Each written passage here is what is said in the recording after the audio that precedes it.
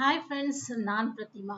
ನಿಮ್ಮ ಇಂಗ್ಲಿಷನ್ನು ಕಾನ್ಫಿಡೆಂಟ್ ಆಗಿ ತೋರಿಸುವ 3 ವಾಕ್ಯಗಳು ಯಾವ್ಯಾವು ಅಂತ ನೋಡೋಣ. ಮೊದಲನೇದು, ದಟ್ಸ್ ಅ ಗ್ರೇಟ್ ಕ್ವೆಶ್ಚನ್. ಯೋಚಿಸಲು ಸ್ವಲ್ಪ ಸಮಯ ಬೇಕಾದ್ರೆ ಈ ಸೆಂಟೆನ್ಸ್ನ ನೀವು ಯೂಸ್ ಮಾಡ್ಬೋದು. ಉತ್ತರ ಗೊತ್ತಿಲ್ಲದೆ ಇರಬೇಕಾದ್ರೆ let me get back to you on that ಅಂತ ಹೇಳಿ ಉತ್ತರಿಸ್ಬೋದು. ಪೊಲೈಟ್ ಮತ್ತು ಪ್ರೊಫೆಷನಲ್ ಆಗಿ ಕೇಳಿಸ್ಬೇಕಾದ್ರೆ ಐ ಸಿ ಯೋರ್ ಪಾಯಿಂಟ್ ಅಂತ ಹೇಳ್ಬೋದು. ಈ ಫ್ರೇಸಸ್ ಮೀಟಿಂಗ್ನಲ್ಲಾಗಲಿ, ಇಂಟರ್ವ್ಯೂಸ್ ಅಲ್ಲಾಗಲಿ ಅಥವಾ ಕನ್ವರ್ಸೇಷನ್ಸ್ ಅಲ್ಲಾಗಲಿ ನೀವು ಉಪಯೋಗಿಸ್ಬೋದು.